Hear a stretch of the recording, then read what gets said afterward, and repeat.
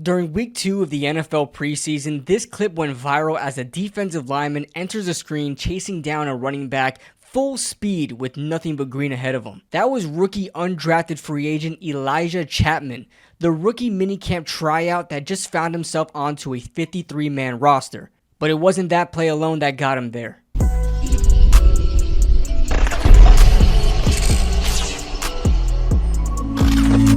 This video is being sponsored by BetUS. Make sure you guys take advantage of this amazing offer of 150% bonus up to $2,000 on your first 3 deposits. That's right, 150% bonus. With the NFL season finally here, you can take advantage of this offer using promo code YouTube150 on BetUS. Thank you to BetUS for sponsoring this video. Now back to it. Elijah Baby Bison Chatman is a 5'11", 278-pound defensive lineman from Shreveport, Louisiana. Yes, I learned my lesson with the Tyrone Tracy video with Decatur. That was like 75% of my comments, but whatever. Decatur. Chatman played his high school football at Evangel Christian Academy. Now, I mentioned he was 5'11", 278, so he's always been smaller for the position that he plays, but that didn't stop him from benching 455 pounds and squatting 675 in high school. According to the Dallas Morning News, he was able to lift 225 pounds in the 7th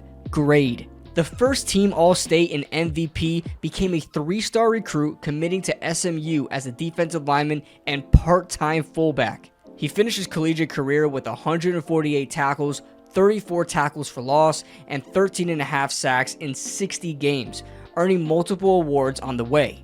Unfortunately, it was not enough to get the attention of the NFL, and he was not invited to the Combine. However, he still attended his pro day and put up some solid numbers, including a 4.85 40-yard dash and 32 on the bench. Chatman also wasn't invited to any of the All-Star games like the Senior Bowl or the East-West Bowl. As the draft went by, Chatman was still overlooked as he was not selected in the NFL draft, making him an undrafted free agent. For most, it's the end of the line for players' NFL dreams. For Chatman, this was only the beginning. He began his journey trying out for the Seattle Seahawks, who had him lined up at outside linebacker. Obviously, playing him out of position wasn't giving him the best chance to succeed, so it was no surprise he didn't do enough to earn a spot in Seattle. Then, the New York Giants came calling. See, this isn't your normal undrafted free agent signing. Most of the time, UDFAs are signed onto the roster before they even put on a jersey. Chatman actually had to try out for the team for 2 days. That's right, he had to try out for an NFL team. Probably one of the hardest tasks he had to face in his life. Most of the team have a spot on the roster and are part of the organization contractually. Not Chatman. He had to start from the very bottom. Trying out for an NFL team is like a 9th grader trying out for a varsity team when the rest of the players already have a spot on the roster. You're overlooked. You're what's called a camp body. My mindset coming into rookie minicamp was to be focused on giving my all to everything they threw at us, whether that was on 11-on-11 period, which we didn't have, or drills, Chatman said. Anyone who gives me an opportunity to prove myself, I appreciate. The Giants judge me by what I can actually do. That's what I love. That's why I love being here. And somehow, some way, Elijah was able to gain the attention of the coaching staff, standing out as a well-undersized defensive lineman with incredible strength. He didn't just draw the eyes of the coaches, even the players noticed. Veteran defensive lineman Raheem Nunez-Roches said he noticed Chatman while he was watching film of rookie minicamp, saying, quote, "We can use that guy." I asked Dre, who was defensive lineman coach Andre Patterson, the first day of OTA practice, "Did we keep 94? He was like, "You know it, because he has something about him." He even told Elijah that he better find a long-term place to live in this area, because he's going to be here for a while. And Nacho was right. He did enough to be signed as a free agent, and Elijah Chatman is officially a Giant.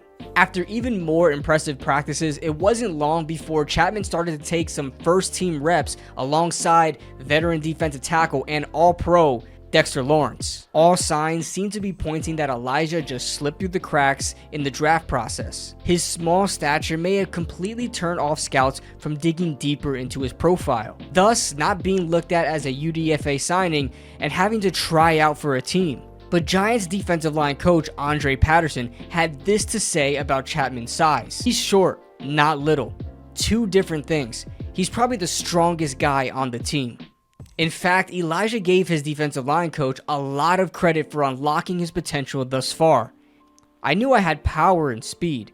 I knew how to use it, but I didn't know how to use it as the best I can to my advantage. He taught me to run off the ball. Whenever I run off the ball, I create problems because I'm fast. I'm in the vicinity of the offense like that. And in week 2 of the preseason, he proved that last sentence to be completely true. J.J. Taylor down the sidelines. Big run for Taylor across midfield.